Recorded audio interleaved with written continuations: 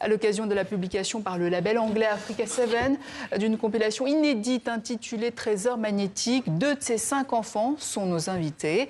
Bonsoir, Kidi Bébé. Bonsoir. Et bonsoir, Patrick Bébé. Bonsoir. Et bonsoir à vous, Christian. Bonsoir, Nidia. Alors, avant de poursuivre, on va d'abord écouter un extrait de Chant d'amour pygmée. Et on en parle après.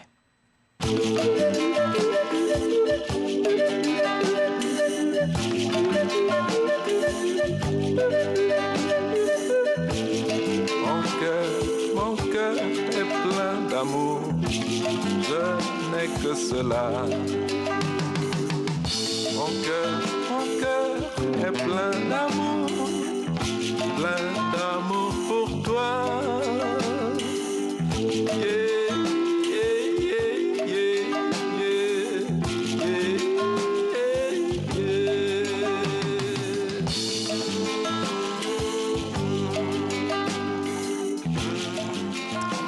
Christian, pourquoi avez-vous choisi cet extrait de ce nouvel album de Francis Bébé? Tout simplement parce que Francis Bébé ne se contente pas de réhabiliter ici les cultures dites pygmées. Il nous rappelle aussi à nous autres bantous tout ce que nous devons à ces peuples premiers appelés injustement pygmées. Et justement, pour commencer, je voulais vous demander, Patrick Bébé, comment est née l'idée en fait de cet album et où avez-vous trouvé ces chansons inédites, en tout cas certaines d'entre elles? En fait, les chansons étaient sur des bandes magnétiques que j'avais chez moi, mais que j'avais du mal à moi écouter. Et donc on les a confiées à un label qui a eu la bonne idée d'aller les remasteriser au studio comme Abbey Road, quand même, à Londres. Parce qu'ils trouvaient que ça valait la peine d'aller là-bas. Et qui était Francis Bébé? On va d'abord regarder ce très court portrait que vous avez dressé de lui, Christian, et on en parle après. Ce sourire malicieux reflète l'intelligence et la sagesse de cette légende de la musique africaine. Né à Douala au Cameroun en juillet 1929, Francis Bébé a réhabilité l'épopée et restitué leur dignité aux mythes africains. Aux côtés de son épouse Madé, camerounaise et Douala comme lui, et de leurs 5 enfants, il est tour à tour journaliste, fonctionnaire international, écrivain, artiste de génie et dénicheur de talent. Auteur d'une quarantaine d'albums et d'une douzaine d'ouvrages, Francis Bébé a sublimé les cultures dites pygmées et les musiques traditionnelles africaines. Avant sa disparition en mai 2001, il nous a montré que le passé est modelable et que rien n'est figé.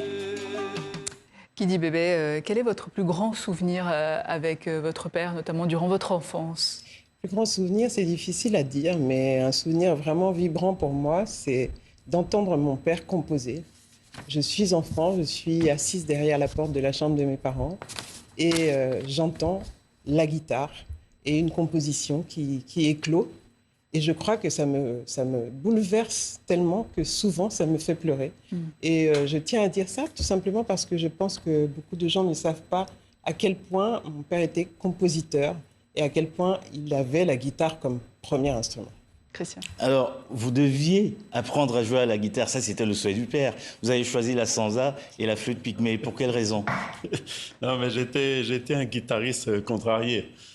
Curieusement, quand je prenais la guitare, je me comportais comme si j'étais gaucher, mais avec une guitare de droitier. Enfin, c'est un truc... il était... ça le minait tellement. Un jour, il m'a offert une sansa. J'ai commencé à jouer la sansa. Là, j'étais bien. Alors, Kidi Bébé, très rapidement, vous avez rendu hommage à votre père à travers un roman magnifique, Mon royaume pour une guitare. C'est une manière aussi de faire connaître cet auteur-compositeur absolument génial à la guitare qui était votre père, en fait. Oui, l'intention, c'était aussi de raconter comment on s'invente musicien dans un pays que l'on ne connaît pas, puisque mes parents sont arrivés en France pour étudier, et comment, après avoir été fonctionnaire international, après avoir été journaliste, à un moment donné, on peut tout donner pour sa passion, pour la musique, et malgré ses 5 enfants. Malgré ses 5 enfants, absolument. Une dernière question peut-être, Christian? Peut-être à vous, Patrick. Pourquoi le label Africa 7, le label anglais, pour produire cet album posthume? Parce qu'en fait, ils ont eu... j'ai rencontré le directeur du label et il a eu une espèce d'insouciance et de confiance en moi quand je lui ai dit j'aimerais bien trouver un label qui permettrait de remettre sur toutes les plateformes, de permettre à tout le monde d'écouter les 45 albums qu'a enregistré mon père. Et vraiment, il m'a rappelé 3 jours après, il me dit, moi, je vais le faire. Voilà, c'est pour ça que... Et dans le studio Abbey Road, en plus, mythique studio. Merci Kidi et Patrick Bébé d'être passés nous voir. Je rappelle donc la compilation inédite de votre père, Trésor magnétique, produite par Africa 7. Merci Christian, à lundi prochain. Allez. Quant à moi, je vous dis à demain et l'on se quitte en musique avec vous, Patrick Bébé. Ok. À la flûte dite pygmée. Absolument. C'est une flûte magique qui joue une seule note. C'est ça.